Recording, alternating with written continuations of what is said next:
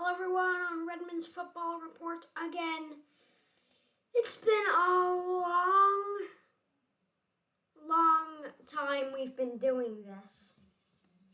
It's just like 2.5 months, Redmond. Not a long time. You think about other things that people do. They do for much longer periods of time. That alone.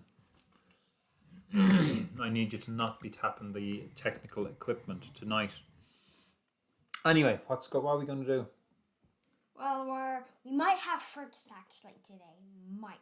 Hopefully so. And the intro, it's a little late, but this is Daddy, and my name is Redmond. Or you can call Martin. If I let you, don't just take that as an invitation on the streets. Well, we're going to be talking about football normally. We talked about it a lot. And these videos are all great, basically. Watch every one. So subscribe, hit the bell, and like this video. Okay, so we're going to do our usual thing, which is one part preview, but first part results of our previous preview. So that if you're following in sequential order, this should make some sense. Here are the results of the Spanish jury. Running down through them, Esperance beat Zamalek in Egypt, which I think is a big deal in the Champions League of Africa. No shocker there in Man City beating BMG. Both thought it would be. Well, initially you thought it'd be 2-0, but you decided to change it because you saw what I said. Oh, did somebody get caught? Somebody got caught. Real Madrid beat Atalanta 3-1. So, yeah, Atalanta scored, but wasn't a classic Atalanta performance. Deportivo Lara held on for a 1-1 draw, which is a great result, really, when you think about it, against Santos. But Santos, unfortunately, for romantics here, go through, which is odd, because normally you'd say Santos is the romantic option. Albirex Niigata hammered Young Lions 3-0 away. I mean, away. They're all away at the moment because they're Japanese playing in Singapore's S-League. And as we talked about during the show, Sparta Prague were given a forfeit 3-0 win over Paris Saint-Germain. What did they forfeit for, though? COVID, Redmond. Do you remember what we were talking about? The COVID outbreak. Yes, in the Paris Saint-Germain squad. Bayern Munich did, as I suggested, not have their easy way through Lazio, but who cares? They were already through. They win something silly like 6-1 on aggregate. Chelsea managed a 2-0 win rather than rather more effusive than we'd expected as well, in a tense, if not exciting, game. The US beat Costa Rica 1-0 in the under-23s, which puts them in a good position. In the other game in that group, by the way, it was 4-1 win for Mexico over the Dominican Republic. So we can see who are likely to be the top two in that group. In my specific picks, in the Confederation Cup of Africa, we had Raja Casablanca winning 2-0 over Nkana. And AC Milan slipped out of the Europa League, losing 1-0 to Manchester United. So those are the scores for the week. Yes, they are. My take on the game of the week was Independiente del Valle 6, Union Español 2, played on Wednesday. Yeah, that was crazy. So Independiente blew 5 goals past Union in the first 30 minutes, I think it was. They really hammered them. Union had been a goal up from the first leg, and they pulled back a couple later on. But, I mean, by the time it's 5-1 on aggregate, I mean, where are you going to go? 6-2 on aggregate. Really impressive display from Del Valle in that first half. They definitely took the brakes off in the second. But they're through to the next round of qualifying for the Copa Libertadores. So we are going to press on. If you're ready, are you ready? Yeah. You're ready. With our previews for the week ahead. And we're going to start with a game that started about 20 minutes ago. Drogeheda United against Waterford FC in the first game of the League of Ireland season. It's available to watch on Watch LOI. which unfortunately is not working for me right now, which is driving me nuts because I'd be watching that on the side with somebody else. We already have a viewer in. So, running down to this Drogeheda, they got promoted last year's champions, and they are now the most successful team in Ireland's second tier, having won it for the 5th time last year. Waterford won it for the 4th time back in 2017, and so these are kind of, I don't want to say the yo-yo teams, but they are the teams that have enjoyed more success in their recent history, in the last 40 years, in the second division than the first. That said, Drogheda had a great spell in the mid-2000s when they won the league, the Sociedad Cup. I think they might have won the league twice, and they certainly won the league FAI Cup. Drogheda are with the same manager since 2018. The hunt for Red October, or the hunt for a successful October, was finally got there after 3 years by Tim Clancy. Yeah. Whereas Waterford have a brand new boss. Our new boss is the famous Irish international who scored against England, Kevin Sheedy. He is a legend, and he's our second Irish player from the 1990 World Cup squad to manage us. I haven't seen anything of the team yet. I've been looking forward to watching the game tonight, but it looks like that's not going to happen. The problem for teams like Waterford, more so than Drogheda, is because we are so far from the capital where most players in this country seem to stay living, and it's an uncomfortable road from Cork. We fortunately get to have a lot of our own local players. Unfortunately, we can't sort of grab somebody who's maybe out of a job because they'll go back home, which is frequently going to be Dublin. We need to get players normally who live in Waterford already, and when we do that, we do okay. Oh, I've just realised I spelt Drogheda poorly for the what would you call it, the preview thing. Anyway, Redmond, what do you think? Drogheda against Waterford.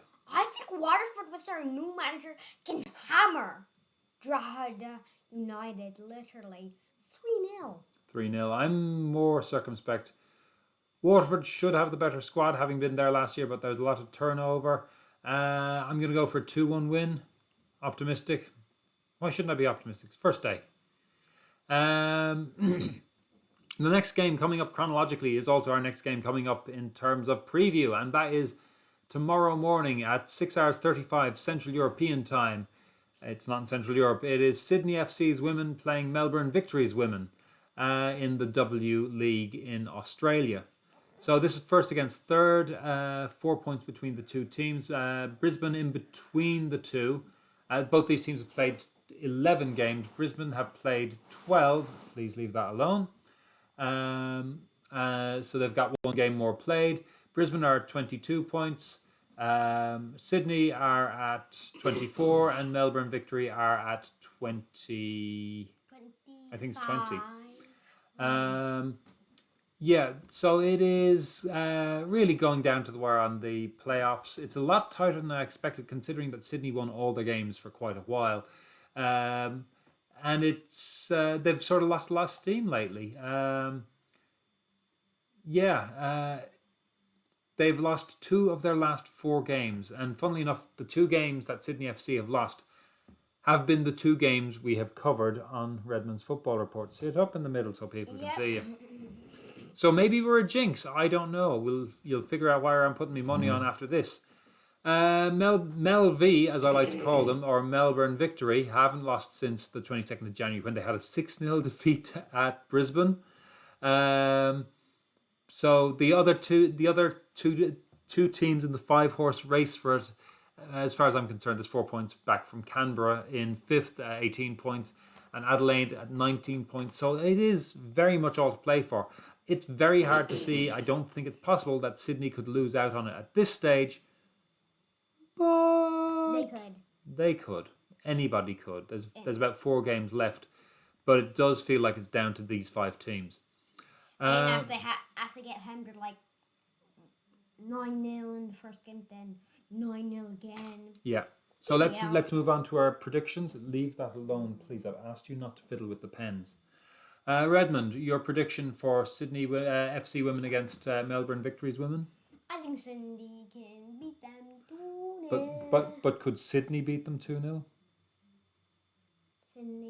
Sydney, not Cindy.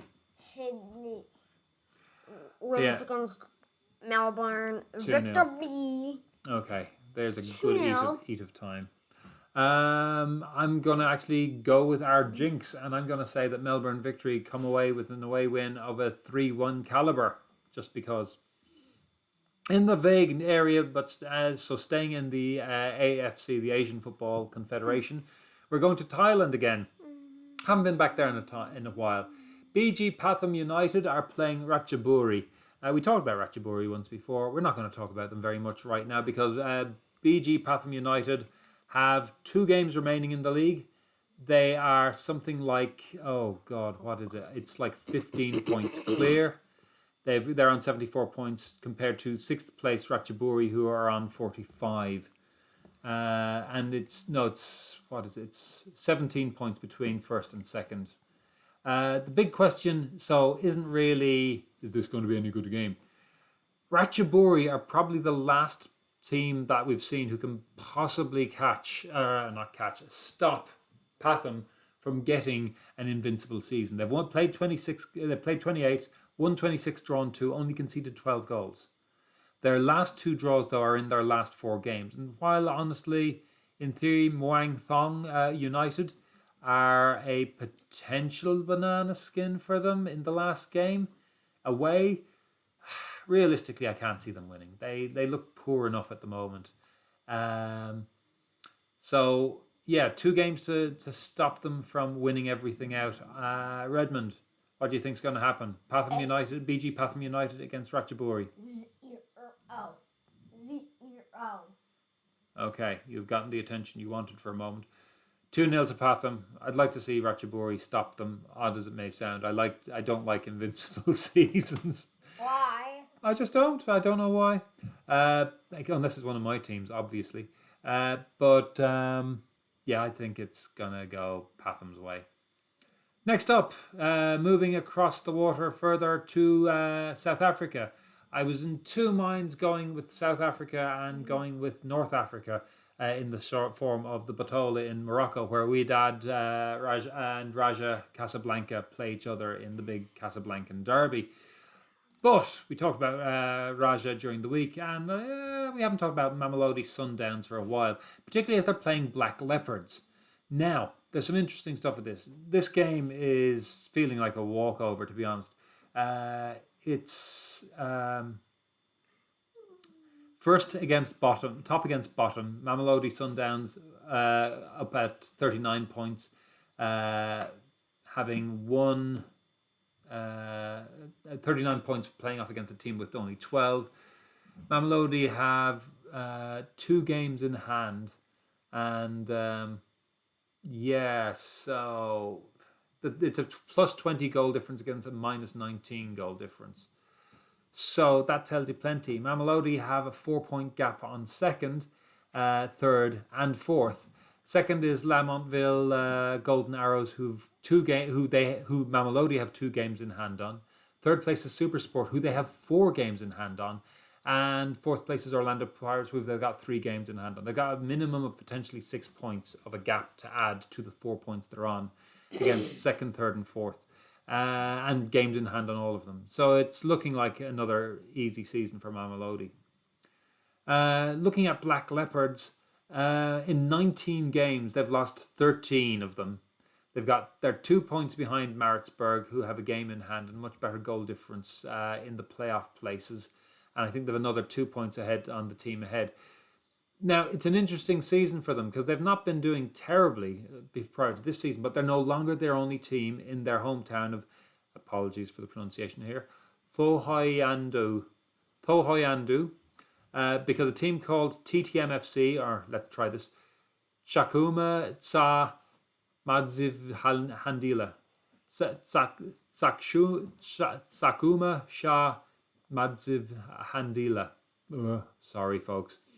Anyway, they're one of 2 teams this season that bought their way into the league. They just bought out the league status of another club. In this case, it was Bidvest Wits from Johannesburg. So they moved the actual league place north to play in the same stadium as our friends at Black Leopards. And I'd love to know how they're doing numbers wise. I'm getting old. Sorry? I'm hearing Fergus out there. Well, if Fergus is out there, he's more than welcome in. Or not, as the case may be. Anyway, Redmond, Mamelodi Sundowns against Black Leopards. What do you think is going to be? 0-0. 0-0. Thank you for that obtuse way of saying it. 4-0 to Sundowns. They're on a tear.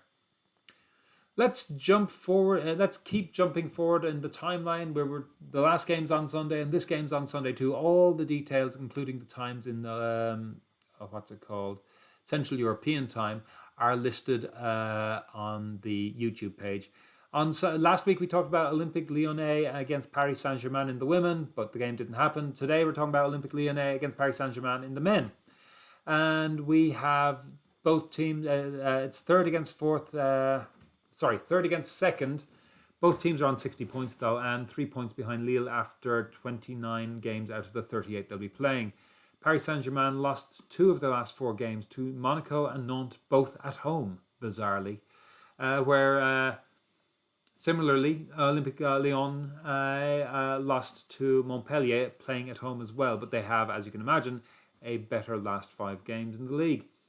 Olympique Lyonnais were off for the week, but Paris Saint-Germain played midweek for the second week, if not third, fourth week running, and they playing against Lille in the Coupe de France on Wednesday. So they've got a game in their legs during the week, which may not help at the moment, especially if there's been an outbreak in Paris Saint-Germain's women's team. You've got to be a little bit nervous. But they beat Lille, which would have been a tough game. Why would it be a little nervous? Of getting COVID? Yeah.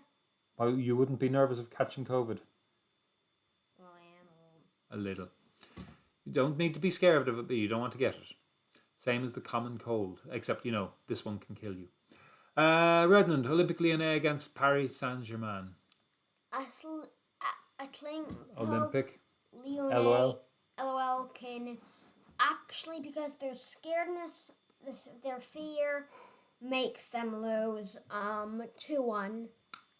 Olympique beat Paris Saint-Germain. That was not clear at all. I'm going for a 1-0 win for OL. Moving on now to some of Redmond's picks. Oh, we are way behind on time.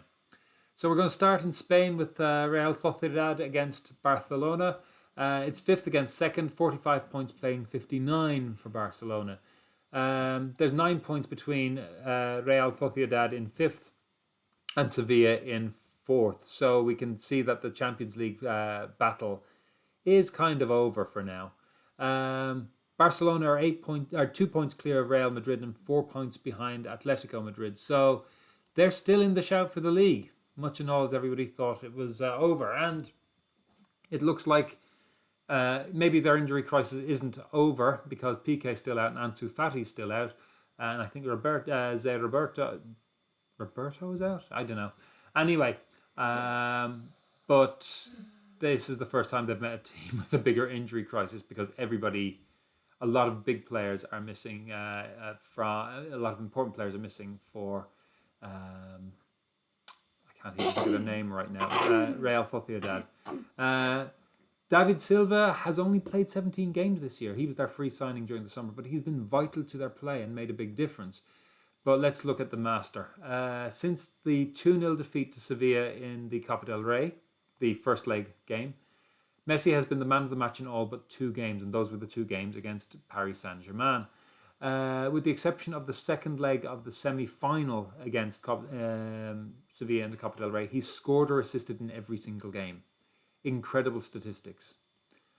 And speaking of more incredible statistics, we'll be talking about another guy's incredible statistics in a minute. Juventus in the Serie A play Benevento. It's 3rd against 16th with a 29-point gap. Juve have a plus 32 goal difference compared to a minus 25 one for Benevento. And Benevento only seem to be doing poorly. They're only 4 points clear of the drop zone. They haven't won in 11. They started so well, and it looks like they're going to go back down at the first time of asking once again. Juve are a single point behind Milan with a game in hand, so they could, depending on, take over second on Sunday when Milan are away to Fiorentina, who really need to pick up their act at this point. Cristiano Ronaldo has been eclipsed at Juve in the last month a little bit by Chiesa, but since January he has still scored 13 goals, including a hat-trick against Cagliari. So I think we're going to expect a goal or two in this game. I can't see Ronaldo not scoring one or two, but he may not start. They've had a week off, though. I expect him to start. Moving to the uterized side of Juventus, that's got to be the worst link ever. Fiorentina, who we also mentioned, their women are playing Juventus's women. The Fiorentina team, basically, I think they won the Serie A Femminile last in 2017. Since then, they've been second or third ever since. But this year, they're down in sixth. 22 points behind, to be honest, and really just fighting out for fourth place with Roma, Fiorentina, San Gimignano, and Empoli. There's such a gap. There's six points, I think, from Juve to Milan, and a huge gap after that. I think Sassuolo are third, and then there's a fight from everyone else, I think, on 23 points for that fourth place. Fourth place does not give you Europe. First two places only. Fiorentina have the Irish player Louise Quinn in the squad, and their top goal scorer Sabatino has 11 for the year.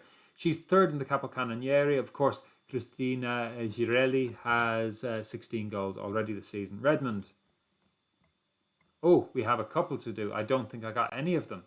Let's go through them. Barcelona against Real Sociedad. 0 Sociedad to Barcelona. You have the worst way of giving scores ever. I'm going for a 2-1 win to Barcelona away from home.